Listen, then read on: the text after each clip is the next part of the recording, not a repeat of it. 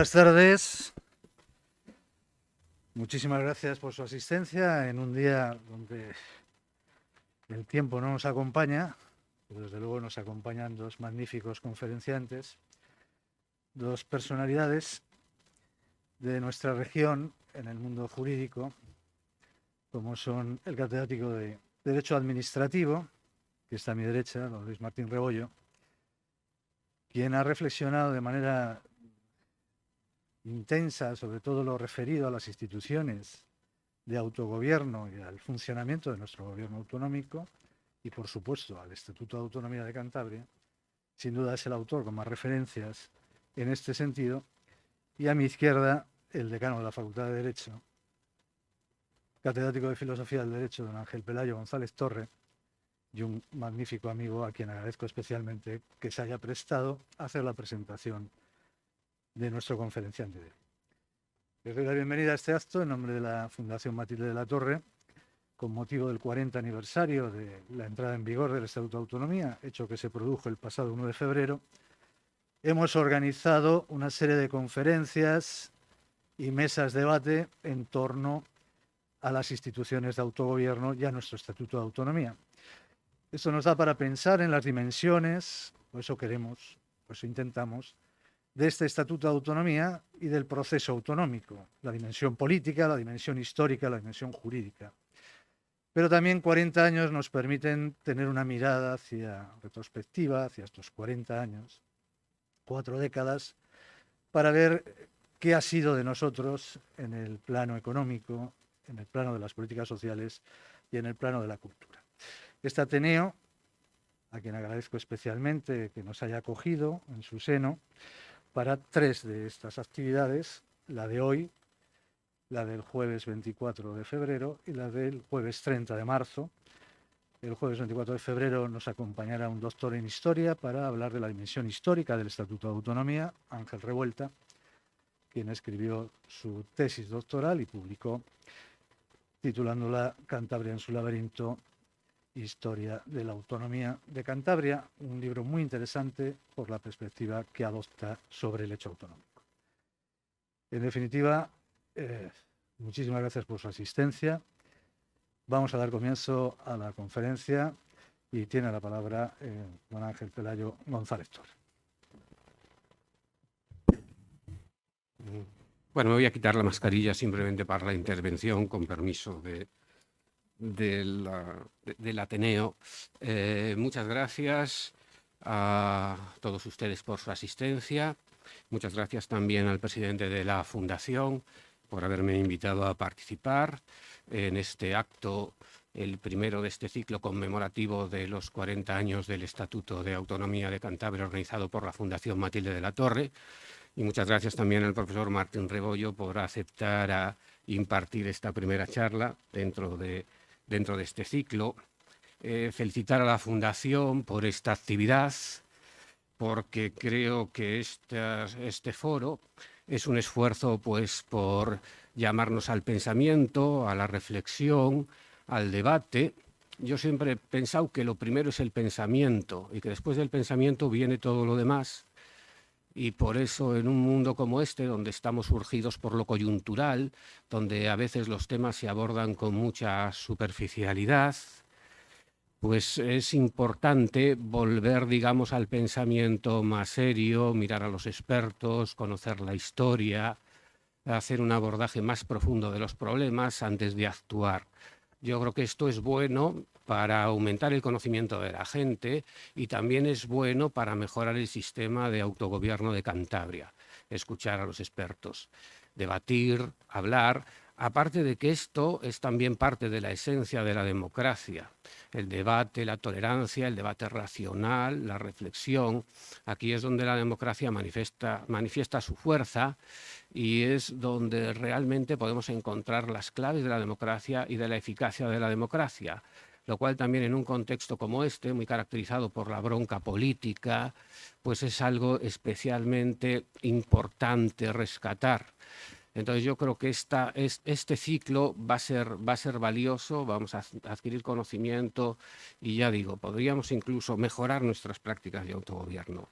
La primera conferencia es una conferencia a cargo del profesor Martín Rebollo, a que es un placer presentar por muchas razones, algunas de ellas me referiré más adelante, pero sí quiero insistir en que la primera conferencia es sobre el derecho.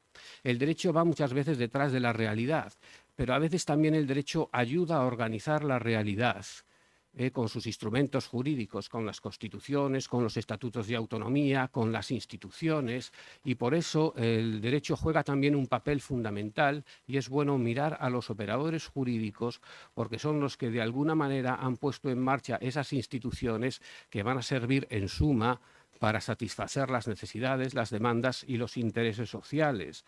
Y creo que la aportación de los juristas, y sobre todo de los grandes juristas, de los buenos juristas, como es el caso del protagonista de la charla de hoy, que unen al conocimiento técnico la preocupación social, el interés cultural, la conexión con la realidad, pues escucharles es algo de lo que solamente puede enriquecerse la práctica política. El profesor Martín Rebollo es una referencia, no en Cantabria, por supuesto, pero es una referencia en el derecho administrativo de España. Por hacer alguna breve alusión biográfica, decir que estudió en la Universidad de Valladolid y luego se fue pronto a la Universidad de Salamanca, donde le llevó otro gran administrativista, el profesor Lorenzo Martín Retortillo, y allí empezó su carrera académica. Con el propio profesor Martín Retortillo se trasladó luego a la Universidad de Zaragoza, donde leyó su tesis doctoral sobre la ley de la jurisdicción contencioso administrativa, y luego se trasladó a la Universidad de Extremadura, a Cáceres, donde consiguió la cátedra en el año 1981, con un ejercicio sobre la responsabilidad de la Administración de Justicia, en torno al artículo 121 de la Constitución. De ahí, de Cáceres, se vino a la Universidad de Cantabria, a la Facultad de Derecho, en octubre del año 84. La facultad había empezado hacía 2 años, en el curso 82-83, llegaba ese año tercer curso de la antigua licenciatura de Derecho, que eran 5 años, y había que impartir clases de Derecho Administrativo. Y es entonces cuando llega a dar el administrativo de tercero como catedrático el profesor Martín Rebollo. Y a partir de ahí hará su carrera académica en la Universidad de Cantabria hasta hoy, que es catedrático emérito. Ha trabajado muchos de los grandes temas del derecho administrativo, especialmente la responsabilidad patrimonial de la administración, derecho urbanístico, jurisdicción administrativa, función pública.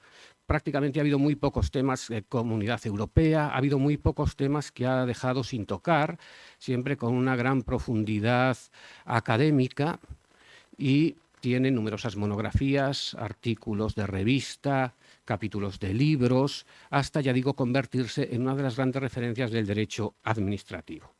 Sus numerosas publicaciones incluyen también manuales de la asignatura y compilaciones legislativas.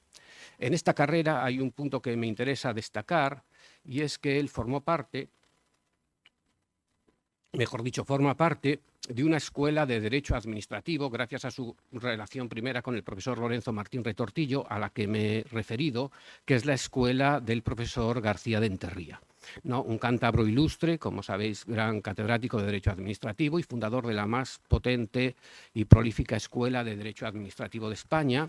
Y el profesor Martín Rebollo pues es un ilustre eslabón más de esa escuela, como discípulo de Martín Retortillo, y luego además ha continuado con esa escuela formando numerosos profesores de Derecho Administrativo, entre otros ya 3 catedráticos, pero también profesores titulares, profesores contratados. Y es, por así decir, un eslabón más en una escuela prestigiosa de referencia en el derecho administrativo de España. Ha sido decano de la Facultad de Derecho y ha recibido, por su dedicación a la Universidad de Cantabria, la medalla de plata de la universidad en el año 2016. Bueno, esta brevísima referencia a algunos de sus hitos biográficos, quiero completarla con alguna referencia un poco más personal. La primera tiene que ver con el momento en el que conocí al profesor Martín Rebollo, octubre del 84. Como dije, yo soy alumno de la primera promoción de Derecho y en tercero, pues después de los 2 primeros años, empezábamos tercer curso, llegó administrativo, llegó el profesor Martín Rebollo. La llegada del profesor Martín Rebollo supuso un cambio fundamental, tanto desde el punto de vista organizativo como docente, para nuestra facultad. Desde el punto de vista organizativo, sus años al frente del decanato consiguieron, en un contexto complicado, la consolidación de la facultad y su desarrollo como un centro de enseñanza de prestigio del que han salido ya alumnos que han ocupado los más relevantes puestos como operadores jurídicos, jueces, notarios, registradores, abogados de prestigio, catedráticos. Aquella facultad que estaban haciendo cuando él llegó solamente tenía 3 años, con las incertidumbres de un bebé, se convirtió, gracias a su labor, especialmente a la captación de nuevo profesorado, en un adolescente ya preparado para desenvolverse en la vida. Aparte de esta labor de gestión, también desde el punto de vista docente, su aportación fue muy importante. Yo, de hecho, he de decir que, aparte de los grandes méritos que tiene como administrativista, le recuerdo sobre todo como profesor en esos 2 años, en esos 2 cursos de Derecho Administrativo. Un magnífico docente, muy dedicado a la enseñanza, muy didáctico, capaz de hacer comprender la esencia del derecho administrativo, dedicando todo el curso a explicar simplemente los primeros temas del programa, que es la administración, cómo actúa y cuál es la posición del administrado frente a la administración. A partir de ahí, con este fundamento, nos era posible comprender todo el derecho administrativo. Y la verdad es que, insisto, yo le sigo recordando sobre todo, y ya sé que no es ni mucho menos solo eso, como un gran docente. Solo quiero poner un ejemplo que es para mí muy expresivo. Cómo explicaba el artículo 9.2 de la Constitución, lo que se llama la actuación del Estado, no la intervención del Estado. El artículo 9.2 dice: corresponde a los poderes públicos, es decir, a la administración, a las administraciones, promover las condiciones para que la libertad y la igualdad del individuo y de los grupos en los que se integra sean reales y efectivas. Remover los obstáculos que impidan o dificulten su plenitud y facilitar la participación de los individuos en la vida política, económica, cultural y social. Con gran entusiasmo vemos aquí cómo se explicará la función del Estado, la labor del Estado, la persecución por parte del Estado del interés general, la misión de hacer libertad, pero hacer también igualdad por parte del Estado. Y yo, la verdad es que, de alguna manera, heredé de sus enseñanzas esta consideración de este artículo como clave en mi manera de pensar, de concebir el derecho y de concebir la administración. Es más, por contar una anécdota, en el decanato de la facultad hay un ejemplar, un facsímil de la Constitución española que regaló Gregorio Peces Barba, como sabéis, ponente constitucional a la facultad. Gregorio tenía catedrático de Filosofía del Derecho, tenía mucha vinculación con la Facultad de Derecho y lo regaló pues probablemente siendo Luis decano de la facultad. No, y le tenemos ahí, la gracia que tiene es que está firmado por todos los diputados y senadores constituyentes, de las Cortes Constituyentes.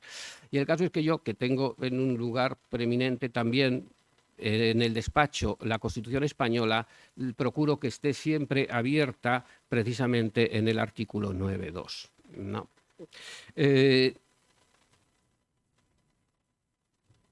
Siempre será una referencia para la Facultad de Derecho. La segunda idea que quería comentar, y muy brevemente para no extenderme, claro, aquí tengo un problema, que es que yo tendría muchas cosas que decir del profesor Martín Rebollo y todo muy bueno, ¿no? Entonces, no quiero, sin embargo, ser prolijo Pero bueno, la segunda idea y la que nos trae aquí es comentar brevemente lo que tiene que ver con el Estatuto de Autonomía, con la autonomía de Cantabria, con nuestro autogobierno. Y quería comentar el contexto de la transición democrática, pongámonos en el contexto de la transición democrática, de la Constitución, de la aprobación de los Estatutos de Autonomía. En ese momento de la historia de España se produce el paso de un Estado fuertemente centralizado a un Estado autonómico. Bueno, esta era una revolución y era una cuestión ni mucho menos menor. Los tres grandes problemas de la historia contemporánea de España se han dicho que eran la cuestión agraria, la cuestión religiosa y la cuestión territorial. No, era uno de los grandes problemas y era necesario, aparte del consenso político, la presencia de un cuerpo de juristas capaces de dar forma legal a ese nuevo modelo de Estado.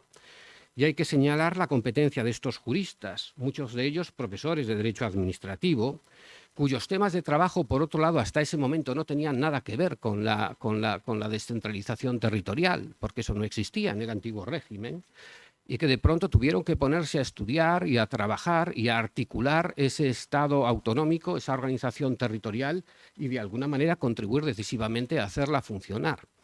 ¿No? Bueno, por ejemplo, hay que recordar la comisión de expertos del gobierno de Calvo Sotelo, que luego yo creo que entregó ya sus conclusiones al gobierno de Felipe González, donde estaba García de Enterría, Tomás de la Cuadra, ¿no? Entonces ellos hicieron una labor excepcional, excelente, y dentro de esa línea se inscribe también el trabajo del profesor Martín Rebollo, que ha trabajado profusamente sobre el Estado autonómico, sobre la descentralización, sobre las competencias territoriales y también en concreto sobre su realidad en Cantabria. No, ha escrito múltiples libros sobre la autonomía de Cantabria. Yo solamente voy a citar dos, porque bueno, él será el que luego nos comente ya los puntos esenciales de este trabajo. Pero hay uno que es el de Instituciones Autonómicas, Estudios sobre el Derecho de la Comunidad de Cantabria, del año 93, que es una monografía muy completa sobre las instituciones, las competencias, la función pública o la ordenación del territorio en la comunidad autónoma. Y luego quiero citar también otro libro, que este es un poco especial porque es de alguna manera como un resultado de los primeros 25 años de la comunidad autónoma, y creo que puede ser también interesante ahora para hacer una valoración, ya que se hizo la de los 25 años, la de los 40, donde se incluía un análisis que iba desde los orígenes de la comunidad hasta las posibles reformas entonces del Estatuto de Autonomía. Este libro se titula La autonomía de Cantabria, 1981-2008, una radiografía institucional y una reflexión prospectiva, que es del 2008, y ya digo que es otro libro donde aparecen algunas de las claves más relevantes de la construcción autonómica en Cantabria, tanto desde el punto de vista jurídico-institucional, pero también desde el punto de vista social, político, cultural. Bueno, yo creo que es la persona ideal para estar aquí hoy en esta conferencia, para aportar conocimiento, posibilidades al desarrollo del autogobierno de Cantabria, ideas, consejos, y poco más tengo que decir al respecto. Si no, insisto, agradecerle su presencia, pensar que es la persona oportuna para estar aquí con nosotros y que tenemos mucho que aprender. Y por mi parte nada más, muchas gracias. Luis, cuando quieras tener la palabra. Muy buenas tardes, pues muchas gracias a Ángel por tan amables palabras.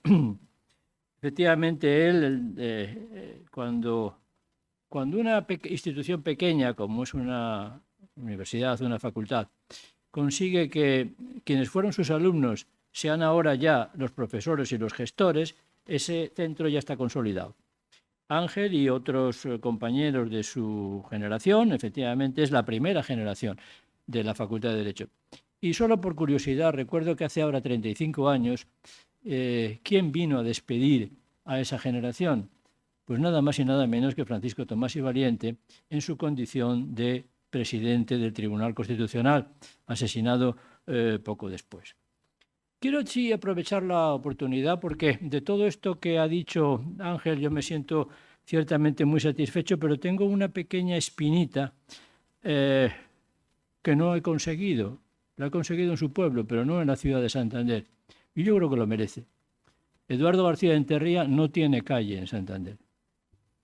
Y la hemos pedido más de una vez. Y hay pocos ciudadanos ilustres como este lebaniego universal que tiene calle en Madrid, en muchas ciudades europeas, y es conocido en todas partes, pero no la tiene en la capital de la comunidad autónoma donde nació. La tiene sí en Potes, en su casa. Hay allí una placa que pusimos hace unos años. Bueno, pues aunque solo sea por eso, a quien corresponda, como se decía antiguamente, ahí va ese recuerdo, que hay un acuerdo formal de la Facultad de Derecho y hay un acuerdo formal de la Junta de Gobierno de la Universidad de Cantabria. Nunca contestado. Bueno, 40 años del Estatuto de Autonomía. Yo voy a dar sobre todo datos, es decir, voy a explicar un poquito el contexto. La Comunidad Autónoma de Cantabria es una comunidad que surge por casualidad. Lo normal es que no la hubiera habido, por lo que inmediatamente diré. Surge en el contexto constitucional del modelo de Estado que está ínsito en el debate constituyente. Es decir, en la Constitución había dos grandes cosas: convertir a España en un país democrático y descentralizar el Estado. Es decir, el famoso grito libertad, autonomía, libertad, amnistía y estatuto de autonomía, efectivamente era eso. Y en la Constitución ese modelo de Estado no está cerrado, es ambiguo. Permite parte de un presupuesto. En la Constitución no hay una lista de comunidades autónomas. En la Constitución simplemente se abre la posibilidad de que las provincias se constituyen en comunidad autónoma y establece, digamos, con un poquito de temor, dos tipos de comunidades autónomas que al final acabaron siendo dos tipos simplemente temporales, es decir, unas podían acceder desde el principio al techo máximo de autonomía y otras un poco más atrás, pero hay motivos y razones para pensar que en el subconsciente de los constituyentes, aunque no se atrevieron, estaba el sobreentendido de que habría dos tipos de comunidades autónomas, unas con potestad legislativa y otras sin potestad legislativa.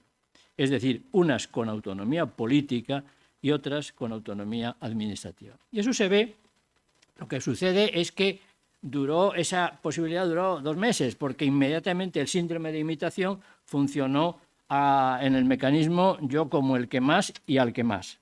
Es decir, la llamada cláusula como el que más, que está, por cierto, en el vigente Estatuto de Autonomía de Valencia, donde se dice, hay una cláusula de nosotros como el que más. En un momento dado, pues estaba en el sobreentendido. ¿Por qué? Pues simplemente porque cuando se habla de los estatutos solamente se prevé como contenido obligatorio de los estatutos de primer grado, para entendernos, potestad legislativa, o sea, Parlamento. Y en los demás no se decía absolutamente nada. ¿Y quiénes serían esas comunidades autónomas? Pues eso estaba en función de las vías de acceso a la autonomía. Y las vías de acceso a la autonomía eran 4. Eran unas, las que hubieran plebiscitado en el pasado, se decía así, algún estatuto de autonomía, aunque no hubiera estado en vigor. Ciertamente esas eran Cataluña, País Vasco y Galicia. Navarra tenía otro problema, que se agarra a la disposición final primera de la Constitución, pero básicamente esas 3. Cataluña tuvo estatuto de autonomía en el 32 y estuvo vigente. El País Vasco tuvo estatuto de autonomía en el 36, apenas estuvo vigente porque vino la Guerra Civil, y Galicia tuvo estatuto de autonomía, pero no estuvo vigente porque prácticamente no. Bueno, pues esas comunidades autónomas podían acceder directamente a la autonomía y podían acceder a la lista de competencias máximas que la Constitución preveía en el artículo 149. En segundo lugar, estaban aquellas comunidades autónomas que iniciaran la autonomía por el procedimiento de solicitarla las entidades locales y que aprobaron un estatuto que hacían los parlamentarios recientemente elegidos en las elecciones generales de junio del 77 y también los diputados provinciales de la antigua Diputación Provincial, que, como saben ustedes, eran concejales de los ayuntamientos. Por tanto, eso era, y esa se preveía que fuera lo normal, Pero para dejar un margen intermedio, la propia Constitución prevé que a otras, que si alguna comunidad autónoma quisiera acceder como las 3 primeras de entrada y de inmediato al techo máximo de autonomía, podrían hacerlo por un procedimiento un poquito más complicado que implicara un referéndum en todas y cada una de las provincias que configuraran esa potencial comunidad autónoma y en el cual habría que obtener una mayoría absoluta, no en el conjunto, sino en todas y cada una de ellas.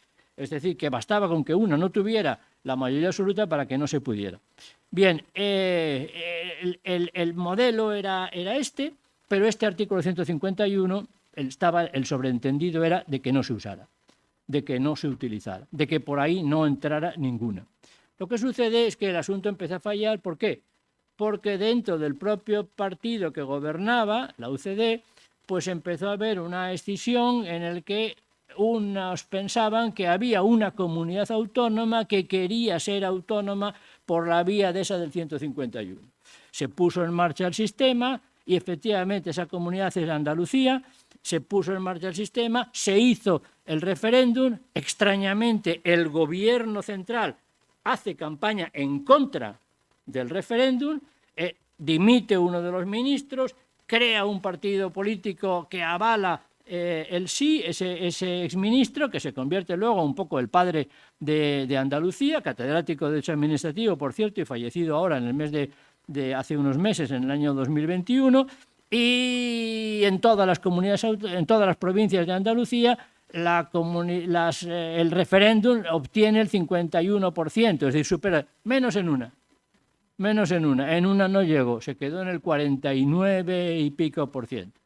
Entonces se hizo una operación verdaderamente de ingeniería jurídico-social, que es modificar la ley del referéndum con efectos retroactivos y decir que si se obtenía el 51% en el conjunto, pues que era suficiente y aunque no se hubiera obtenido en una provincia como era el caso de Almería. Andalucía accede así a la autonomía por la vía del 151 y se equipara a Galicia, País Vasco y Cataluña. Bien, y se ponen en marcha las comunidades autónomas. Como digo, desaparece inmediatamente en el debate intelectual, aunque hay textos escritos, hay que verlo dónde está. Entonces, desaparece en el debate intelectual la potencial dualidad de comunidades autónomas, unas con potestad legislativa, otras con potestad simplemente administrativa. Hay un texto clarísimo del que era entonces rector de la Universidad a Distancia, que así lo decía, y se igualan las comunidades autónomas, todas son iguales, todas tienen potestad legislativa, todas tienen lo mismo, lo único que durante unos años va a haber una diferencia competencial. Habrá unas, las 3 que dije, más Andalucía, y luego se añaden por otra vía que no viene al caso la Comunidad Valenciana y Canarias, que van a acceder desde el principio al techo máximo de autonomía. Y todas las demás van a entrar por la vía del artículo 143. Eso se mantiene así durante unos cuantos años, hasta que en 1992 hay un pacto, los segundos pactos autonómicos. Los primeros, ahora me referiré a ellos, los primeros pactos autonómicos tienen lugar en el verano del 81 con el gobierno de Leopoldo Calvo Sotelo, y es los pactos entre la UCD, el Partido Socialista y el gobierno, es decir, 2 partidos y el gobierno, y en el que en esos pactos se llega al siguiente acuerdo: que todas las comunidades autónomas tengan el mismo nivel competencial, las del 143, que no haya comunidades autónomas del 151 en adelante y que no haya comunidades autónomas uniprovinciales. Que el mínimo sea 1 millón de habitantes. Esos pactos se firman el 31 de julio de 1981. Se pueden encontrar en Internet perfectamente, se editaron en un libro y se pueden encontrar en Internet.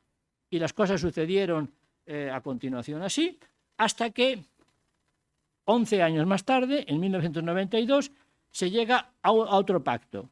En ese momento el gobierno lo ocupa el Partido Socialista Y entonces los pactos de 1992 son entre el Partido Socialista, la Alianza Popular o el Partido Popular y el propio gobierno. Y ahí se acuerda un salto competencial importante que se pone en marcha a partir de 1994 y luego ya en la etapa, recuerden, en 1996 gana las elecciones el Partido Popular y por tanto llega a presidente del gobierno don José María Aznar, y entonces es cuando se produce en el año 97-98 la reforma de todos los estatutos de autonomía de segundo grado, es decir, Cantabria, Murcia, todos los demás, menos Galicia, País Vasco y Cataluña, y se produce el gran salto competencial. El gran salto competencial que lleva aparejadas dos grandes competencias, las más importantes que estamos viendo ahora con motivo de la pandemia tan importante: sanidad y educación. La educación no universitaria y la sanidad la asumen. Bueno, si viene al caso, intentaré, y me da tiempo, intentaré, digamos, precisar un par de cosas que están muy generalizadas. ¿Le traspasaron la educación? No. Las competencias no se traspasan, se asumen. Las competencias están en el estatuto. Por tanto, no hay ningún traspaso de competencias. Eso no existe, aunque está generalizadísimo en la prensa y tal. No. Lo que sucede es que las competencias están en el estatuto, de acuerdo con las, y se asumen en el estatuto. Lo que sucede es que para llevar a cabo, para gestionar, para llevar a la práctica algunas competencias, son necesarios medios. Por ejemplo, para llevar a cabo las competencias sanitarias hace falta que yo sea el dueño del hospital, que los médicos dependan de mí, que les pague yo, que organice su estructura. Las competencias en materia de educación necesito que tener los edificios, los profesores, los medios. Y eso es lo que se traspasa. Se traspasa el personal, se traspasa que el edificio de la calle Vargas deja de tener el cartel de Ministerio de Educación y ahora pone Consejería de Educación, que la nómina de ese señor ya no se la paga el Estado, sino se la paga la comunidad autónoma y algunas otras casas. Y eso es lo que se negocia. Y se negocia el dinero vinculado a esas competencias. Si me traspasa, si yo asumo las competencias en materia de carreteras, me tendrán que traspasar, digamos, físicamente la carretera, incluidos los baches. Y eso es negociar bien, porque habrá que pagar el precio de apilar esa carretera, de hacerla que no tenga baches, y eso es el traspaso del dinero. O sea, se traspasan los medios, no se traspasan las competencias. ¿Por qué? Porque hay competencias que no necesitan traspasos. Imaginaos que la comunidad autónoma tuviera competencias, que no la tiene, pero hay una comunidad que la quiere tener, que tuviera competencias en materia de fijar la hora oficial y que ahora en vez de ser las 8 la comunidad autónoma dijera que son las 7, que es a lo que aspira Galicia para tener la misma franja, digamos, horaria que Portugal. Imaginen que eso fuera competencia autonómica. ¿Dónde están los traspasos? En ningún sitio, basta ponerlo en el boletín oficial, mañana la hora está. Hay competencias que no necesitan traspaso alguno. Por tanto, quitemos el equívoco Lo que sucede en el 98 es que se traspasan los medios vinculados a las competencias que se han asumido en el estatuto. Y entonces ya es el gran salto que iguala las competencias. El otro día me preguntaban, oiga, ¿Cataluña tiene más competencias que Cantabria? No, tiene una más, las cárceles. Las cárceles tienen las mismas. Cuestión distinta es que si se constipan en Cataluña, pues digamos que ese constipado cuesta más trabajo, digamos, curarlo. Pero eso es otro tema, eso no tiene nada que ver con el peso de las competencias. Bien, de modo que esto es más o menos el hecho general. ¿Y dónde entra lo de Cantabria? Pues en Cantabria había un debate, yo no vivía aquí, pero había un debate a propósito de si se hacía o no se hacía comunidad autónoma uniprovincial. Otra cosa es que se pudiera, si se ponía en marcha.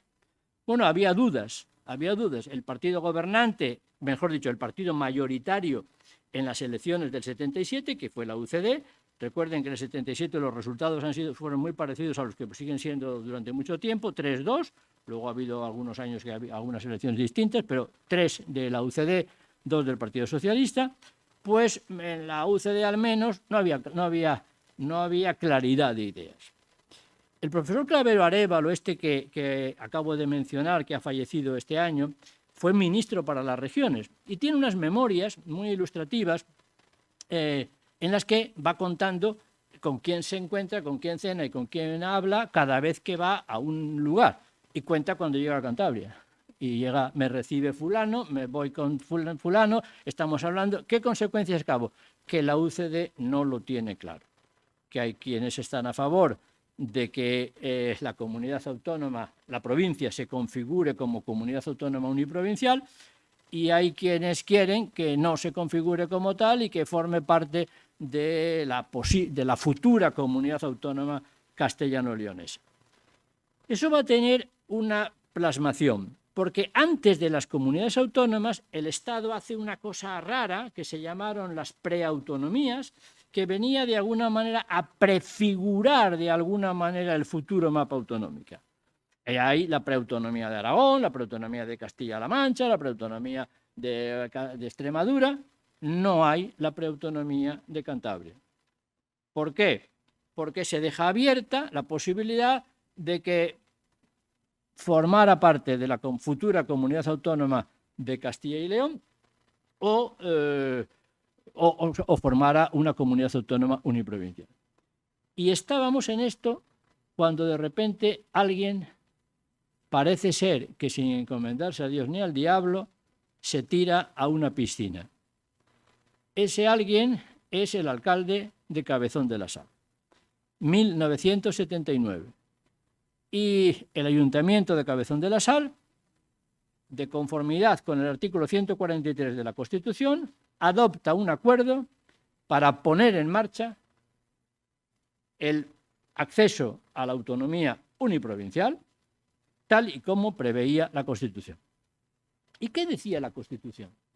Pues la Constitución decía y dice que una vez adoptado ese acuerdo por alguno de los municipios de una provincia que quiera configurarse ella o con otras comunidad autónoma, hay que conseguir en un plazo muy breve, en el plazo de 6 meses, hay que conseguir estos resultados. Hay que conseguir la adhesión a ese acuerdo de las 2/3 partes de todos los municipios.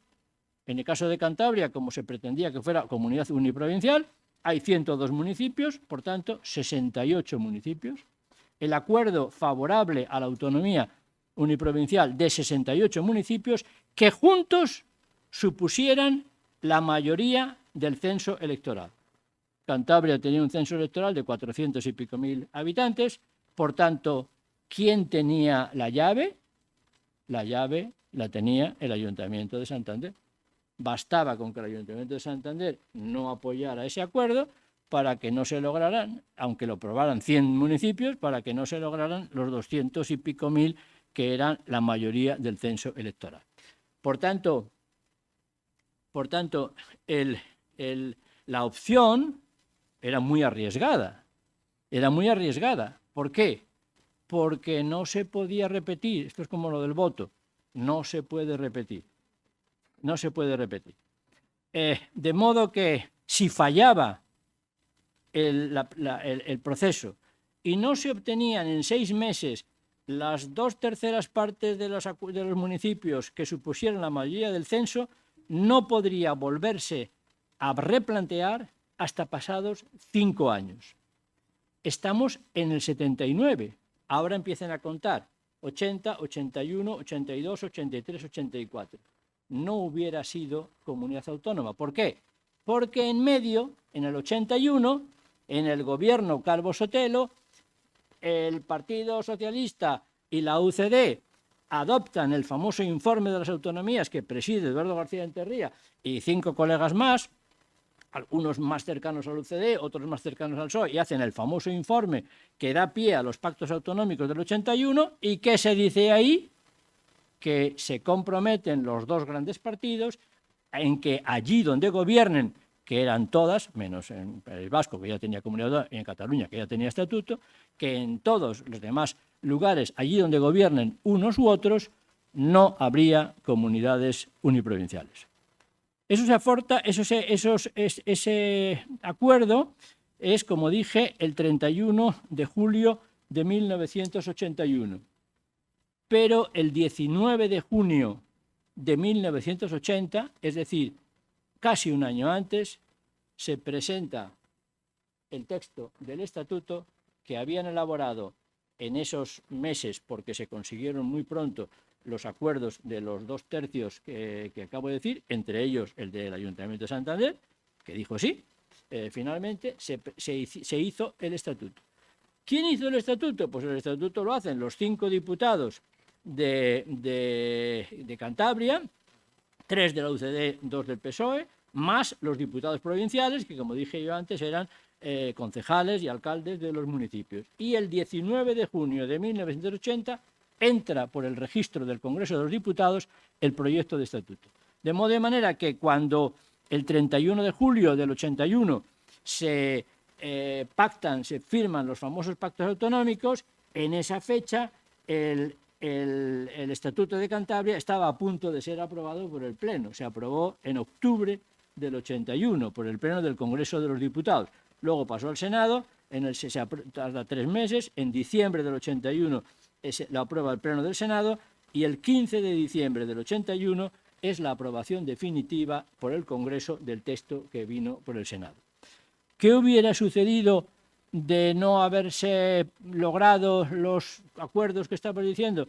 Pues que no estaríamos aquí hablando, casi con toda seguridad, no estaríamos aquí hablando de 40 años del estatuto, porque simplemente no lo hubiera habido. La UCD no se atrevió a dar marcha atrás en el momento cuando ya estaba todo esto en marcha, y el estatuto, como digo, se aprobó. Se discutió, se presentó en el Congreso y se hizo un estatuto, pues, ¿cómo se hacía? Pues en gran medida copiando de lo que había. ¿Y qué es lo que había? Pues había el catalán y el vasco, no había más. Porque el Estatuto de Cantabria es con el de Asturias el primero, son de la misma fecha. O sea que hay el Estatuto del País Vasco, el Estatuto de Cataluña, el Estatuto de Galicia y luego Cantabria y Asturias o Asturias-Cantabria. Son del mismo día. O sea que es de los primeros. No había mucho donde copiar, pero se copia porque no se tenía mimbres para inventar. Se copian hasta los errores.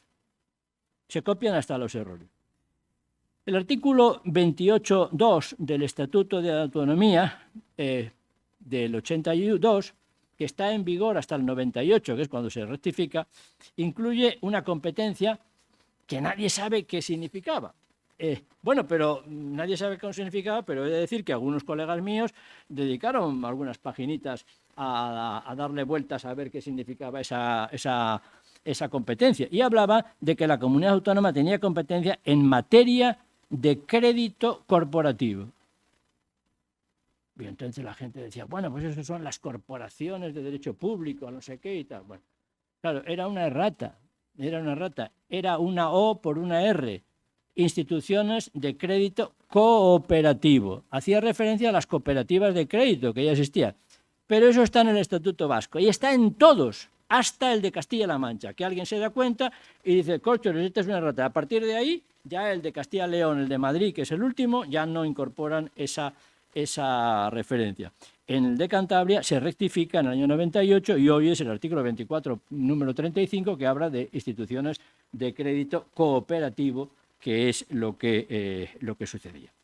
Bien, como digo, el estatuto se aprobó definitivamente el 15 de diciembre del 81 y se aprobó con 249 votos a favor, 2 votos no y 31 abstenciones. En esas 31 abstenciones estaba uno de los diputados por Cantabria. De modo que, no se atreve a decir que no, pero era obvio que la abstención implicaba, era el no.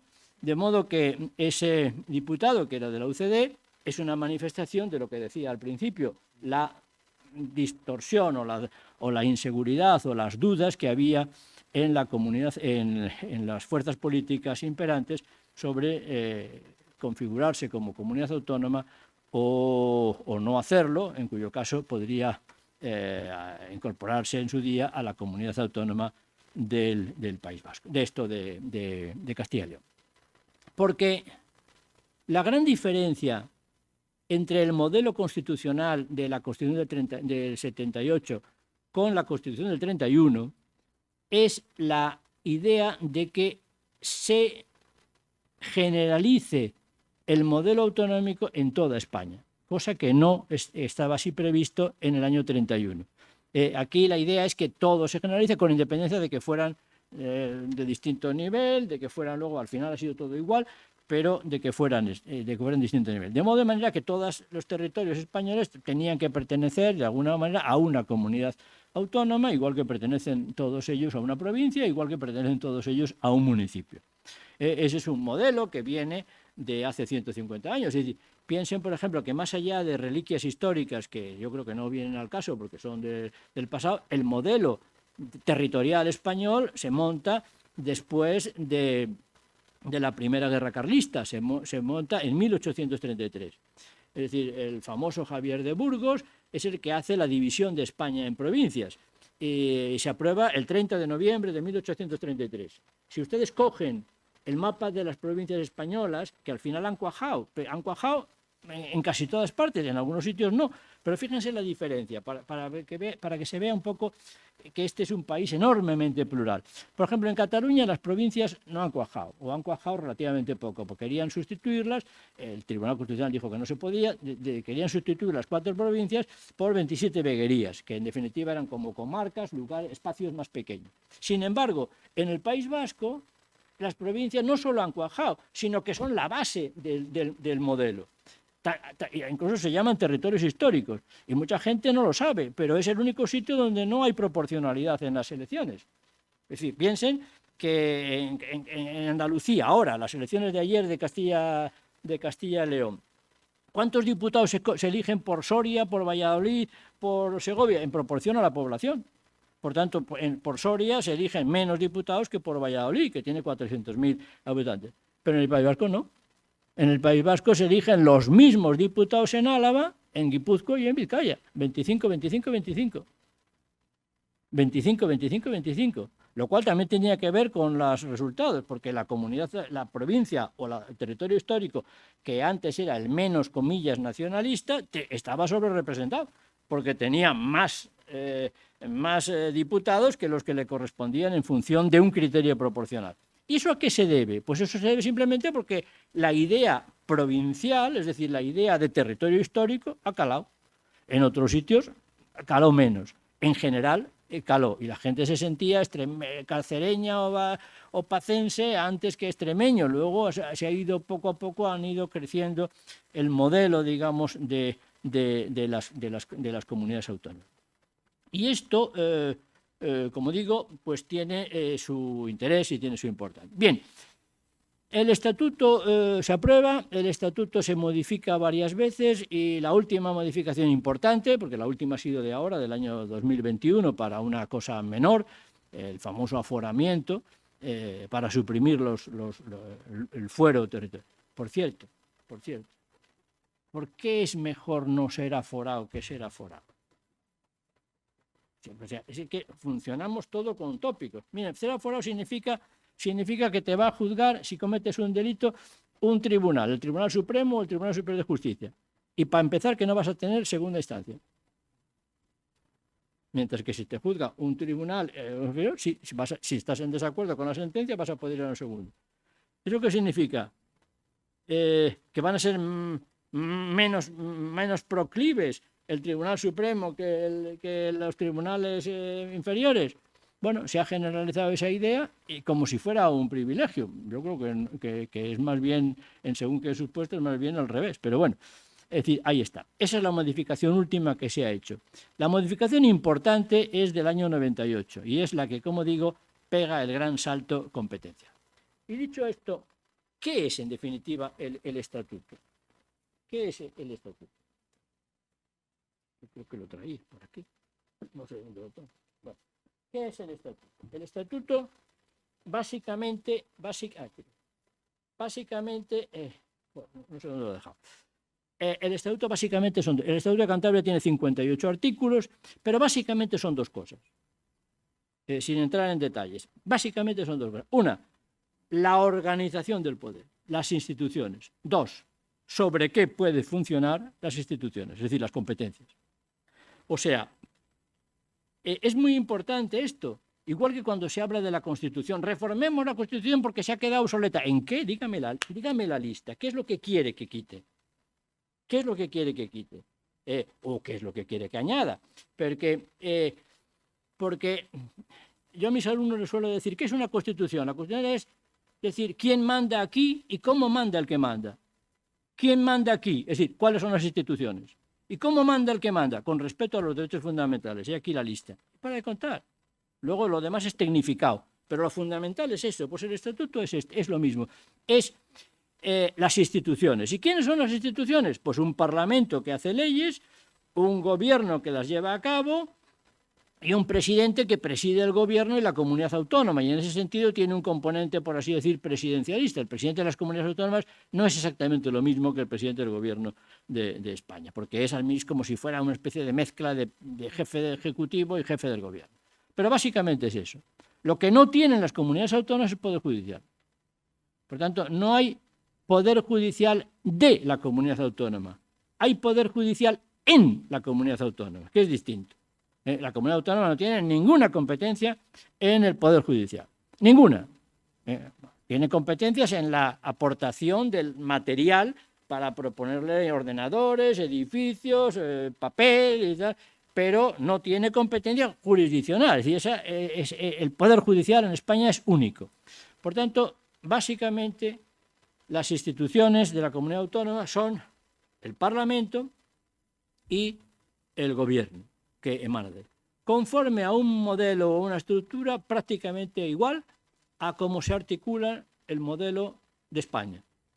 Elecciones al Parlamento conforme a un sistema proporcional, del cual sale un resultado y de ahí surge un presidente del gobierno elegido por el Parlamento y que responde ante él, que nombra libremente a los consejeros, debajo de los cuales cuelga una administración profesionalizada, que en el caso de Cantabria son 20 y tantos mil empleados públicos. De modo que eso. Y lo segundo, la lista de competencias. ¿En qué puede actuar ese Parlamento o ese gobierno? ¿En qué puede legislar ese Parlamento y en qué puede aplicar ese gobierno? No puedo entrar aquí a explicarles el modelo competencial, pero digamos que para entendernos básicamente que la mayor parte de las competencias de las comunidades autónomas, la de Cantabria incluidas, son las competencias legislativas, son competencias en las cuales completa, desarrolla, añade cosas que parten de un mínimo común en toda España, que son lo que llamamos competencias compartidas. O sea, el Estado dicta unas leyes en materia de sanidad, por ejemplo, y la comunidad autónoma puede legislar en materia de sanidad, pero no puede ir en contra de la ley estatal. El Estado dicta una ley de funcionarios, la comunidad autónoma lo desarrolla y dice y establece. El Estado no puede legislar de manera tal que no deje margen para hacer una política propia a la comunidad autónoma, pero la comunidad autónoma no puede ir en contra de esa legislación. Hay también unas competencias exclusivas, pero son la minoría. ¿Y ahí qué puede hacer la comunidad autónoma? Puede legislar. Y en ocasiones, no legislar, sino en ocasiones lo que puede es ejecutar. Voy a poner un ejemplo, que es el ejemplo que suelo poner en clase, o solía poner en clase, porque se ve muy bien. Mucha gente piensa, hombre, el País Vasco tiene competencias en materia de tráfico. No puede legislar en materia de tráfico. Te para la Ertzaintza, vas usted a 120, le ponga usted una multa. ¿Qué multa le pongo? Le aplico la ley de seguridad vial del Estado, porque no tiene competencias legislativas en materia de tráfico. Tiene solo competencias de ejecución en materia de tráfico. Es decir, allí no te pone la multa la delegación del gobierno, te lo pone la Consejería de Interior del gobierno vasco, pero aplicando la ley estatal de tráfico, porque no tiene competencias legislativas en materia de tráfico. Pero, o sea, básicamente, y esa lista es la que viene en el estatuto. Y esa lista, a veces, usa palabras que pueden generar conflicto, porque pueden generar contradicción con las mismas palabras o parecidas que pueda tener el Estado. Es decir, voy a poner un ejemplo del primer conflicto de competencias que se plantea aquí en Cantabria. Multas a lo que llaman ahora el ocio, lo que llaman ahora a un lugar de lo que llaman ahora el ocio nocturno, por estar abierto más allá de las 2 o las 3 de la mañana. Y la comunidad autónoma interpone un recurso diciendo: es que usted no es competente, Estado, para poner esta multa. Eso me corresponde a mí. A ver, ¿y cuál es el argumento? El Estado dice: el argumento es que yo aplico la ley de espectáculos públicos donde usted no tiene competencia. ¿Y qué dijo la comunidad autónoma? Me dijo una cosa un poco peregrina, pero la dijo. Dijo: no, es que esto es turismo. Y en materia de turismo yo tengo competencia para ejecutar. ¿Qué dijo el Tribunal Constitucional? Que era espectáculo. Pero ahí lo que estoy diciendo, los conflictos de competencias no son otra cosa que eso. Es el enfrentamiento entre una materia que viene en la Constitución como del Estado y de una materia que viene en el Estatuto. Por ejemplo, les voy a poner otro ejemplo que también es muy gráfico. Las antenas parabólicas. Las antenas parabólicas que hay en muchos, o había en muchos, ahora como allá hay otra cosa porque viene por el cable y tal, pero las antenas parabólicas que se ponían en muchas casas tenían que estar homologadas, igual que está homologado el ascensor y igual que está homologado el frigorífico y tal. Y la pregunta es: ¿quién la homologa? Detrás de la homologación hay dinero, hay tasas. Por tanto, no es gratuito decir que es competencia estatal o competencia autonómica. Bueno, pues entonces se enfrentó el Estado con una comunidad autónoma. La comunidad autónoma decía: ¿qué es eso? ¿Para qué sirven las antenas parabólicas? Pues para ver la tele. ¿Qué dice la Constitución y el Estatuto? Pues que la comunidad autónoma tiene competencias en materia de televisión, respetando las competencias estatales en materia de televisión. Por tanto, si es televisión y es ejecución, no es legislación, legisla usted y yo ejecuto. Pongo en marcha. Mi competencia es mía. Y el Estado dice, los letrados del Estado dicen: no, porque las antenas parabólicas sirven para otra cosa. Sirven no solo para ver la tele, sirven, por ejemplo, para radioaficionados, sirven, por ejemplo, para establecer mecanismos de telecomunicaciones. ¿Y qué dice la Constitución en materia de telecomunicaciones? Que la competencia es completa y total del Estado. Por tanto, la competencia es mía. Y ahora yo les digo a los alumnos: a ver, pensad. ¿Qué dijo el Tribunal Constitucional? Pues el Tribunal Constitucional le dio la razón a la comunidad autónoma, pero no por lo que ella dijo. Dice: esto ni es televisión, ni es telecomunicaciones, es algo mucho más modesto. Es lo mismo que el microondas, las lavavajillas, la lavadora, un electrodoméstico de gama blanca que se ubica ¿dónde? En la materia industria. Y como industria es competencia autonómica, usted es el competente para homologar la antena, exactamente igual que es competente para homologar, ahora cuando vayan a su casa lo ven, el cacharrito del ascensor que pondrá Gobierno de Cantabria, Consejería de Industria, homologado. Bueno, pues eso es el estatuto. Las instituciones, Parlamento y Gobierno, cómo se hacen, cómo se articulan y las competencias. Bien, esas instituciones han funcionado durante 40 años. ¿Qué ha sucedido? Pues que la Asamblea, primero llamada Asamblea y ahora llamada como Parlamento, ha generado en Cantabria 10 procesos electorales. En esos 10 procesos electorales han tenido representación en el Parlamento hasta 11 partidos. Solo 3 han estado siempre, desde el 83 hasta la actualidad. Luego ha habido partidos que han estado una legislatura, otra o no. Esa asamblea o ese parlamento, que como digo ha generado 10 procesos electorales, cuyos resultados tengo aquí, y porcentajes y número de votos, etcétera, pero que no los voy a leer, salvo que me lo pregunten, ha aprobado 309 leyes hasta el 31 de diciembre de 2001. ¿Eso es mucho o es poco? depende de la comparación. Les voy a decir que esas 300, que en realidad esas 310 leyes, en realidad las que importan son un 20-25%. Es decir, ¿por qué? Porque en esas 309 leyes están todas las leyes institucionales, la bandera, el himno, los locales, están las leyes económicas, no solo la de presupuestos, que es muy importante, pero había, sobre todo al principio, leyes de avales, de créditos complementarios, leyes, digamos, que modifican otras, etc. Las leyes que tienen trascendencia, que tienen proyección, que tienen han sido muchas menos, han sido pues un 23% tengo yo aquí calculado, pero bueno, es un cálculo que hacen referencia a temas, sin embargo, importantes. ¿Cuáles son los temas sobre los que ha legislado la comunidad autónoma? Pues miren, sobre lo que más, sobre urbanismo. Sobre urbanismo, 9 leyes. Sobre agricultura y pesca, otras 9. Sobre medio ambiente y naturaleza, otras 8. Sobre acción social, sobre comercio, sobre educación y deporte, 6, sobre cultura, 4, sobre sanidad, 3 y sobre turismo, 2. Básicamente eso es algunas muy importantes, como por ejemplo, pues yo qué sé, la ley de pastos, de capacitación agraria, de acción social, la ley de salud mental, consumidores, patrimonio cultural, infancia, ley de urbanismo, servicio cántabro de salud, ley de ordenación del litoral, parejas de hecho, protección de la naturaleza, ley de tiempos máximos de espera, o sea, la famosa ley de las listas de espera, ley de subvenciones, ley de control ambiental integrado, servicios sociales, protección de la adolescencia, mediación, vivienda, ley de transparencia, ley de igualdad entre hombres y mujeres, ley de protección civil, ley de identidad de género y la más reciente, ley de pesca y memoria histórica y democrática.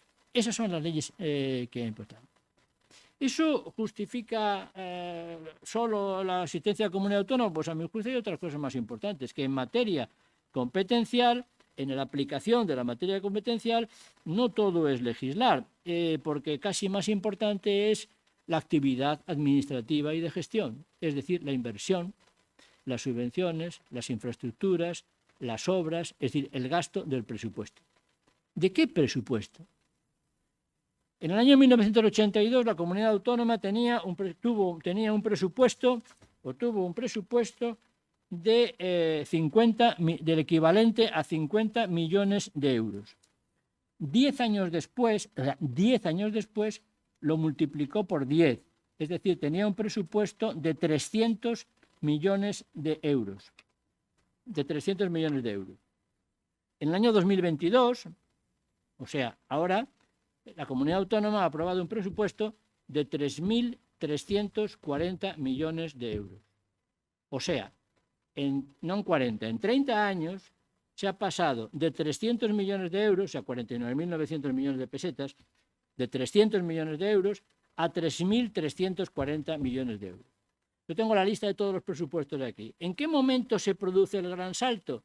Pues el gran salto se produce en el presupuesto del 98. ¿Por qué? Porque hay que financiar sanidad y educación. ¿Y esos presupuestos de dónde vienen? ¿De dónde viene el dinero? Pues el dinero viene fundamentalmente de la participación de la comunidad autónoma en unos cuantos tributos del Estado.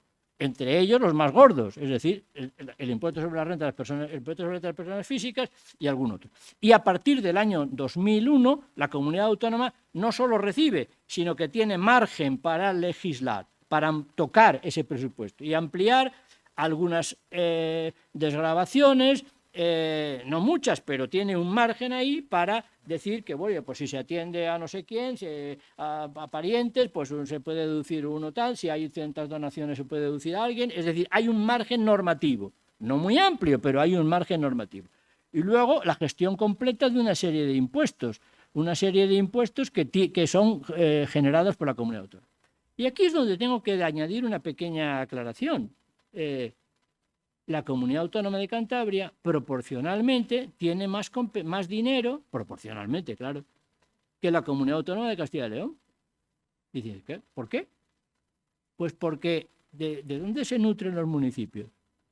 Pues los municipios se nutren también de participación en los impuestos del Estado. ¿Y quién los gestiona? La Diputación Provincial de Valladolid, la de Soria, la de Segovia y la de Ávila. Y en Cantabria no hay diputación.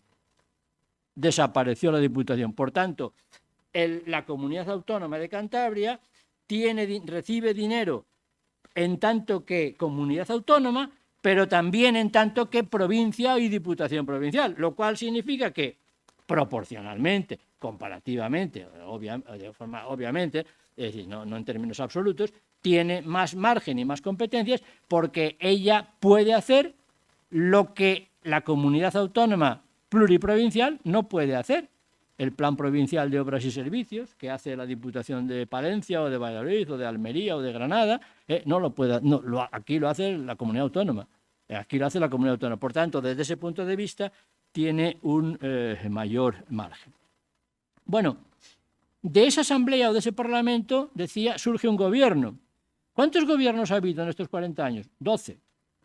De esos 12 gobiernos, ahora que se habla, nada menos que 8 han sido gobiernos de coalición.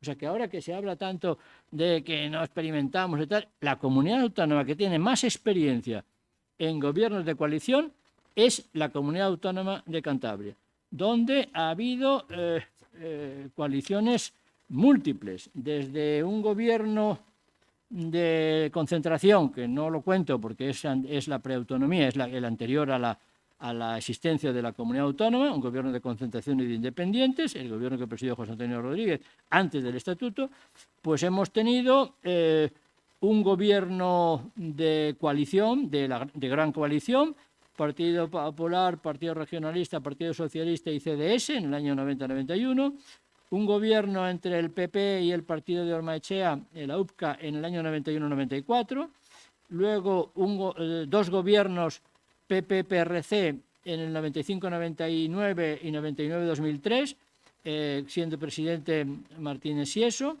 luego dos gobiernos PSOE-PRC y luego PRC-PSOE, lo cito de otra manera porque cito siempre el primero, el partido ganador, el primero fue PSOE-PRC, el segundo fue PRC-PSOE, pues tenía más diputados uno y otro, del 2003 al 7, del 7 al 11, y luego los dos últimos gobiernos, del 15 al 19 y del 19 al actual, con la única excepción del periodo de Juan Ignacio Diego, del Partido Popular, que gobierna él solo, del 2011 al 2015. Es decir, yo creo que lo he mirado por ahí un poco por encima, yo creo que es la única comunidad autónoma con tantas experiencias de gobiernos de concentración. Durante ese tiempo ha habido 7 presidentes autonómicos.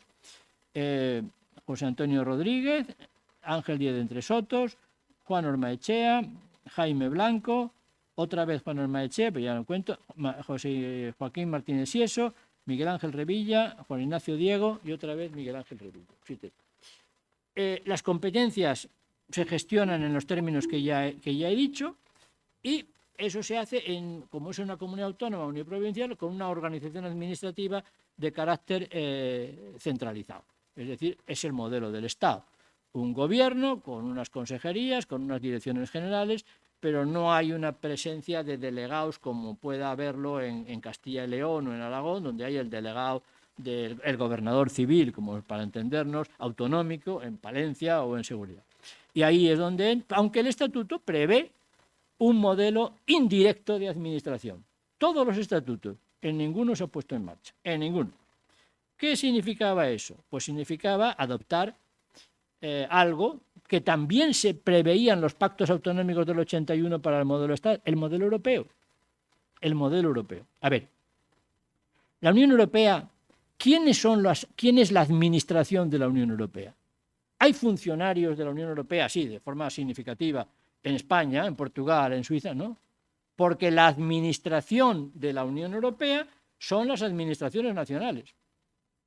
Ese modelo estaba previsto. La administración de la comunidad autónoma fueran los ayuntamientos o las diputaciones provinciales, en el caso de las comunidades autónomas pluriprovinciales, donde, naturalmente, cuando gestionaban competencias de la comunidad autónoma y no competencias locales, pues funcionaba la estructura jerárquica. Por tanto, el alcalde actuaba como delegado de la consejería correspondiente. ¿Es más complejo? Sí. ¿Es más ahorrador? También. ¿Se ha puesto en marcha? En ningún sitio. En ningún sitio. Pero la previsión está.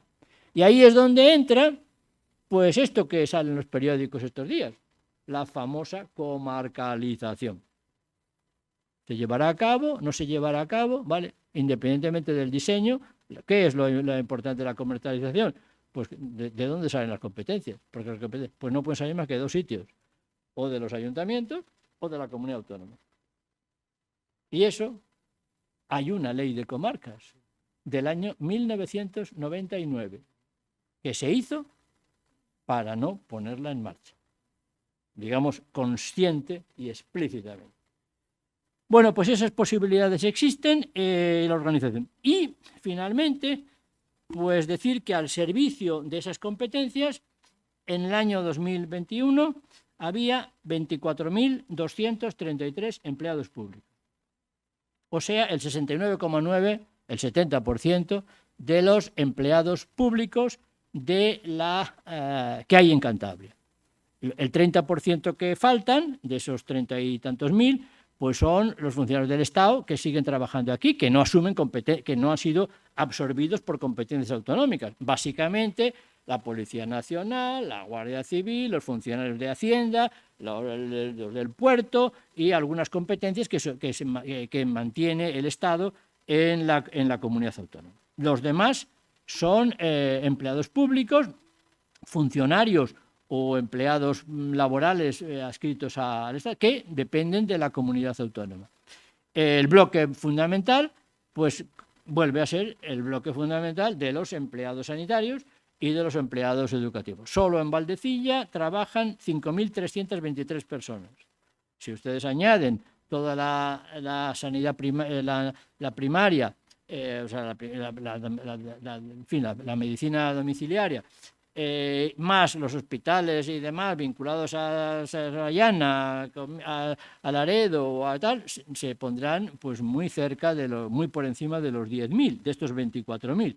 Ahora cojan todos los maestros, todos los empleados, las maestras, los profesores de instituto, los gestores alrededor de la educación, y verán que salen unos cuantos mil. Es decir, nos acercamos a muchos. Y eso plantea otro problema, que es el problema del simplismo, de decir, hay muchos funcionarios. No, señores, hay pocos empleados públicos, bastante menos que en casi todos los países de la Unión Europea, y que de algunos muchísimo menos, que Alemania o Suecia y tal, no digamos Francia. Esos datos, que no puedo explicarlos ahora, los tengo por ahí todos, pero no vienen al caso. Bueno, pues esos empleados públicos trabajan. Y todo eso se paga o se financia con esos presupuestos que decía antes. O sea, en conclusión, 40 años después del Estatuto de Autonomía, la comunidad autónoma ha aprobado muchas leyes. Muchas de esas leyes son leyes marginales, que no afectan a los ciudadanos, pero que hay un 20% de esas 300 y pico que sí nos afectan, que afectan al modelo territorial, al medio ambiente, que afectan a la agricultura, que afectan al urbanismo, que afectan a ciertos derechos sanitarios, que afectan a la sanidad. Habrán visto que estos días hay publicidad del Servicio Cántabro de Salud diciendo 20 años pues porque hace 20 años que se creó el Servicio Cántabro de Salud. Y luego, pues hasta sobre todo, que en estos 20 años o en estos 40 años, ese presupuesto que ha ido aumentando, pues se ha gestionado no solo para dictar leyes, es decir, porque la administración muchas veces no es buena, mala o regular en función del número de leyes que se aprueban, porque las leyes tienen que implementarse, si no, no sirven para nada, no están para estar en los anaqueles del Boletín Oficial del Estado. Y aquí es donde se ve algo que los economistas tendrán que analizar y los geógrafos y los sociólogos, es decir, las inversiones en infraestructuras, en medios, en instalaciones, en carreteras, en puertos, etcétera, etcétera, etcétera, tema en el que son los análisis de políticas públicas en las que un jurista tiene muy poco que decir. Pero eso se ve desde otra perspectiva. Y ahí aparece la percepción que puedan tener la gente, que para unos será una percepción positiva, para otros será una percepción negativa, en función de la que tiene. Pero lo que sí que importa es manejar los datos, es decir, manejar la realidad, no manejar. Hay cosas que la comunidad autónoma puede hacer, hay muchas otras que no puede hacer porque no tiene competencias para ello. Y la comunidad autónoma se ubica y se conecta con los problemas, que no son pocos, del modelo territorial, en el cual probablemente, como en alguna ocasión he dicho ya, el gran problema del Estado autonómico no es tanto la cantidad de competencias más que deban tener las comunidades autónomas, sino cómo participan las comunidades autónomas en la gobernabilidad de un Estado compuesto como el nuestro. Es decir, en el que una institución, un modelo que existe en los países federales más consolidados, está previsto en la Constitución, aquí simplemente no está prevista. Ha funcionado por la vía de los hechos. La famosa conferencia de presidentes, que con motivo de la pandemia pues se han reunido más o menos por vía telemática primero, ahora va a haber otra en Mallorca. Bueno, pues eso en muchos países federales, Alemania es el prototipo, es un elemento central de un Estado, digamos, que que está descentralizado, que las comunidades autónomas participan en la gobernabilidad de ese Estado. ¿Cómo lo hacen? Pues ese es uno de los retos importantes del modelo, pero eso afecta más al modelo constitucional que al modelo autonómico. El autonómico es lo que creo que les he intentado transmitir a lo largo de esta charla. Muchas gracias.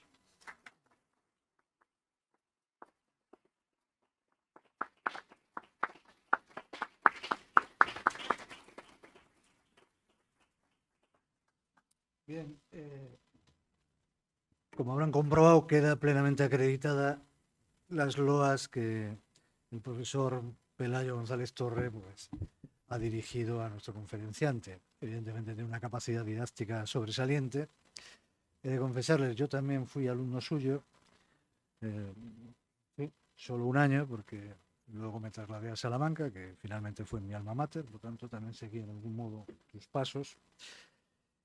Y creo que hoy también tenemos que agradecer la presencia, ahora que hemos hablado de las instituciones de gobierno, de algunos miembros del gobierno de Cantabria que han tenido a bien acompañarnos en esta ocasión y en esta cita, y también a un representante de lo que fue la Asamblea Mixta y ponente, además, que fue del Estatuto de Autonomía, que es Jesús Cabezón, que está aquí y es vicepresidente del Ateneo, y yo creo que debemos agradecer especialmente su presencia y todas las facilidades que nos ha dado a la Fundación Matilde de la Torre para celebrar aquí este acto. La suerte de tener aquí al profesor Martín Rebollo, yo creo que la debemos aprovechar al máximo, estrujarla en estos pocos minutos que nos quedan antes de que se produzca el cierre de esta institución, que creo que es a las 9, y como es habitual en este tipo de encuentros, pues tienen ustedes la palabra si alguno quiere plantear alguna pregunta.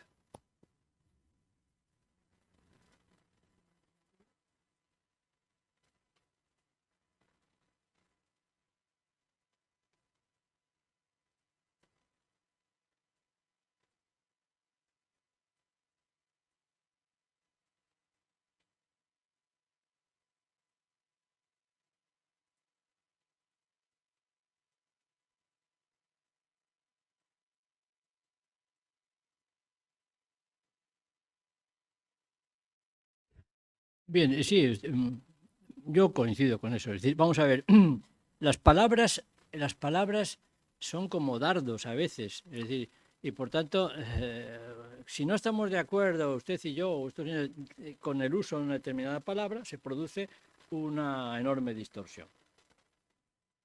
Pues este es uno de estos casos.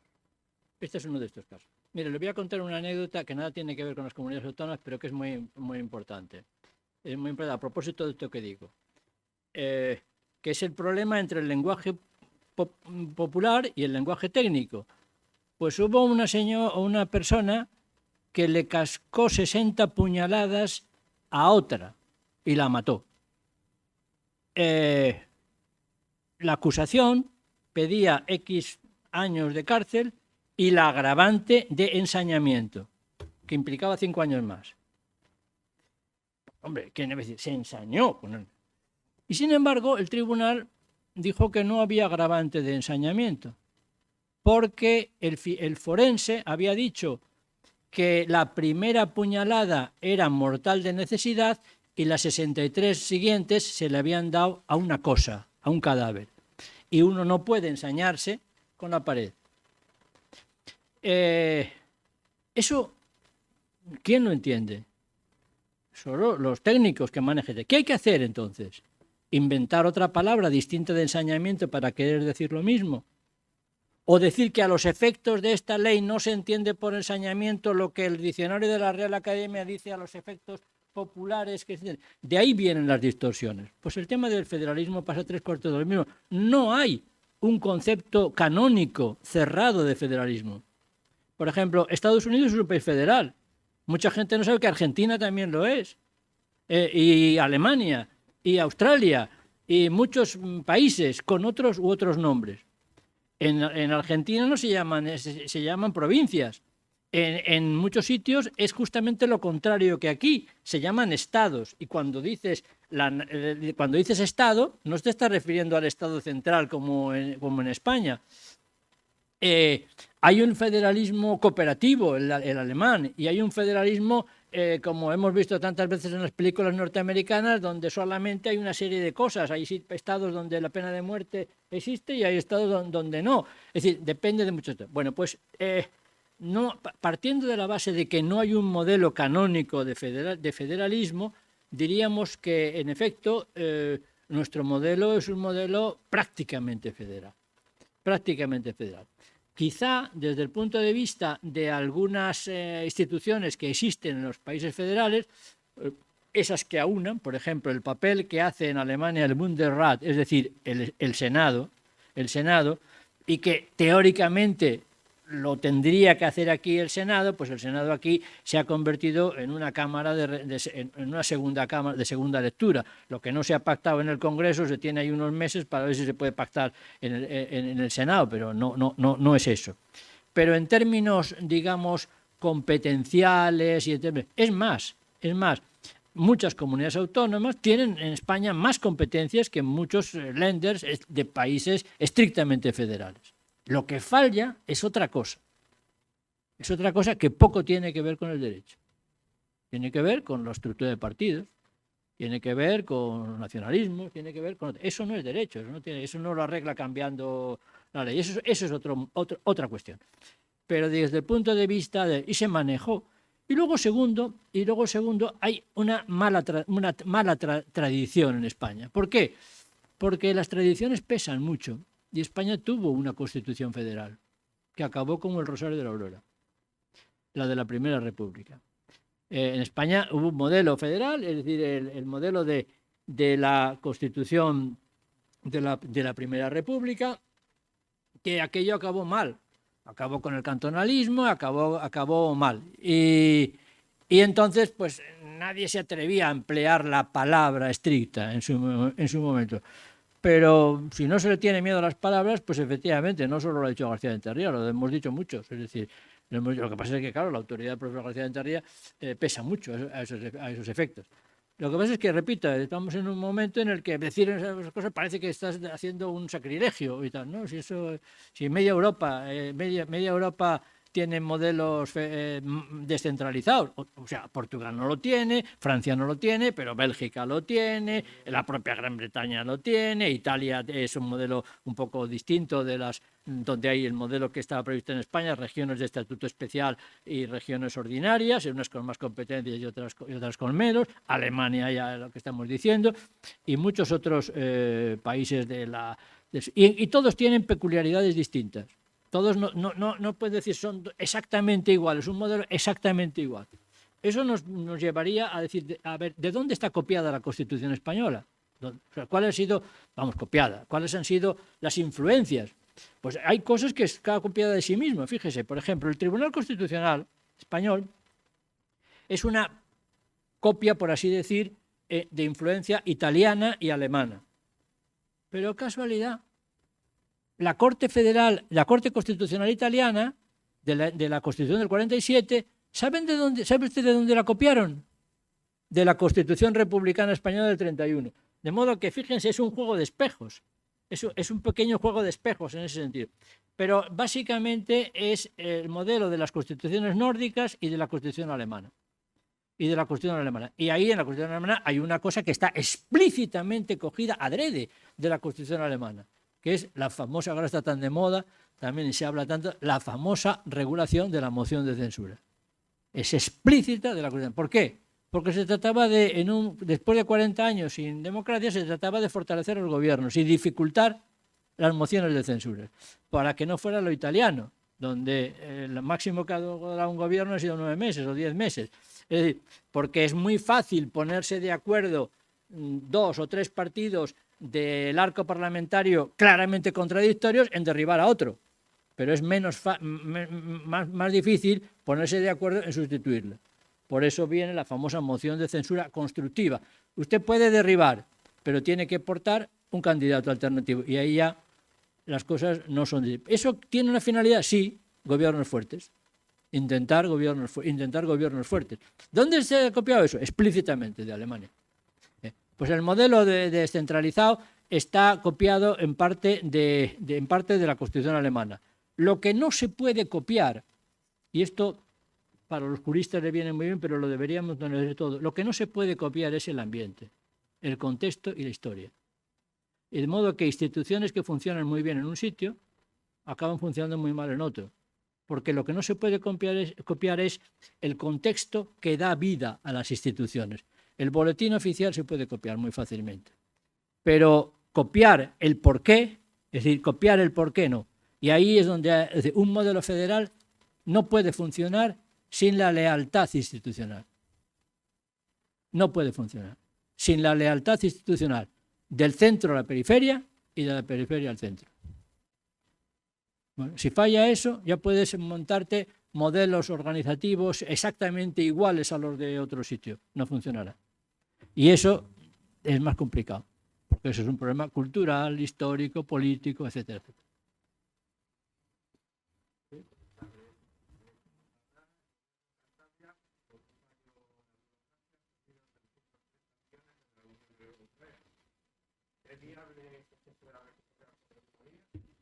Bueno, no creo que es el ayuntamiento, pero tengo entendido, pero no tengo información para poderle contestar, ni sé muy bien en qué consiste esa pérdida. Lo siento, pero no lo puedo, porque además no sé si estaban, no van a estar, no lo puedo contestar. Cuando no tengo datos no puedo hablar, no lo sé.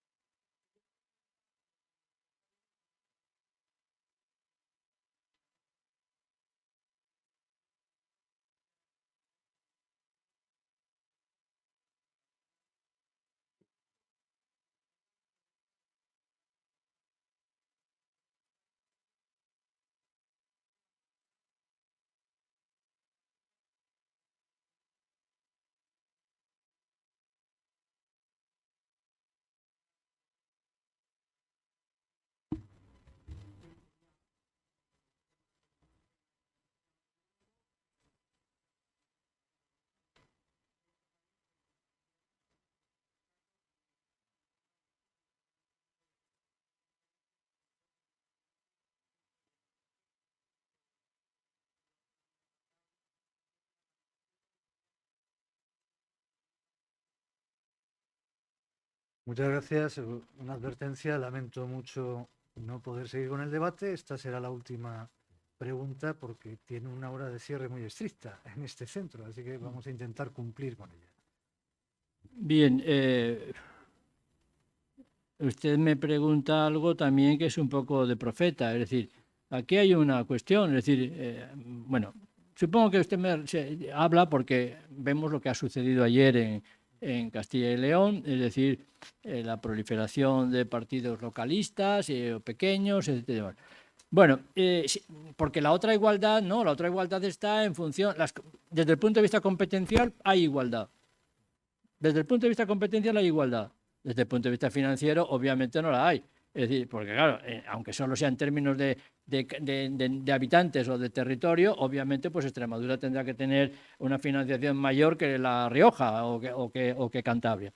El problema será cómo se fijan los criterios de la tal financiación, porque no están en la Constitución.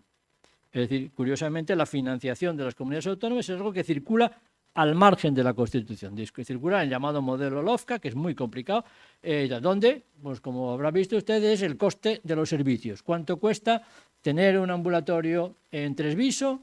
¿O cuánto cuesta? ¿Y por qué los señores de Tresviso no van a tener los mismos derechos desde el punto de vista de derechos sociales y de garantías que un señor que viva en una urbe grande y tal? Ese es el gran debate. Bueno, y ahí es donde se manejan criterios diversos, que hay comisiones de expertos, debates jurídicos, donde unos ponen el acento en la población, otros en la distancia, unos en la orografía, otros en el carácter isleño de la región. Bueno, pues mezclar todo eso es complicado. Pero no hay otra, igualdad que se trata. Claro, lo otro, el derecho lo único que puede manejar es la ley electoral. Es decir, ¿se puede cambiar la ley electoral? Se puede cambiar la ley electoral. Y la ley electoral puede fijar, mire, una cosa muy sencillita, fijar umbrales.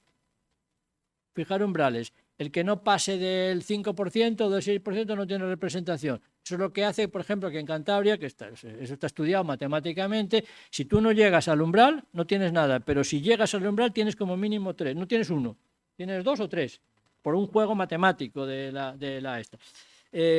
Bueno, la modificación electoral siempre se puede hacer, siempre se puede hacer. Pues naturalmente hacen falta mayorías y que todo el mundo esté de acuerdo. Y volvemos a lo mismo, es un poco el debate. No hay mucho más. Ahora, la igualdad no es uniformidad. Es decir, la Constitución lo que garantiza es la igualdad básica. ¿Y qué es la igualdad básica? La igualdad de derechos. La igualdad básica de derechos. A partir de ahí puede haber varias cosas. Por ejemplo, de nuevo, y con esto termino, de nuevo a propósito de temas que están en la calle ahora mismo. Muy poca gente sabe cómo funciona desde el punto de vista de servicios la sanidad. Por la sanidad hay una cartera que se llama la cartera básica de servicios. De ahí en 3 tramos. Hay una cosa que vivas donde vivas te la van a proporcionar. Vivas en Almería, en Tresviso o donde sea. Luego hay otra cosa, que es el segundo plano, donde a lo mejor en un sitio no te lo proporcionan y en otros, sin embargo, sí, porque ya no son criterios básicos. A lo mejor es que una comunidad autónoma quiere financiar la medicina estética por delante de, por ejemplo, las carreteras. ¿Lo puede hacer? Por supuesto. ¿Eso implica desigualdad? Depende, porque lo básico no. La úlcera de estómago te la van a tratar exactamente igual en todas partes y la van a financiar exactamente igual, pero eso no. O a lo mejor no se quede el transporte o no sé qué. Es decir, hay una cartera diferenciada.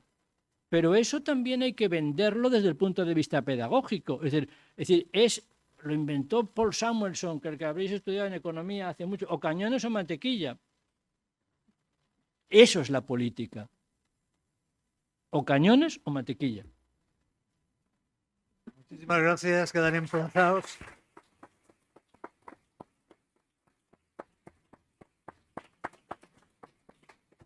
Quedan emplazados e invitados a la próxima conferencia, que será el jueves 24 de febrero, con el doctor en Historia Ángel Revuelta.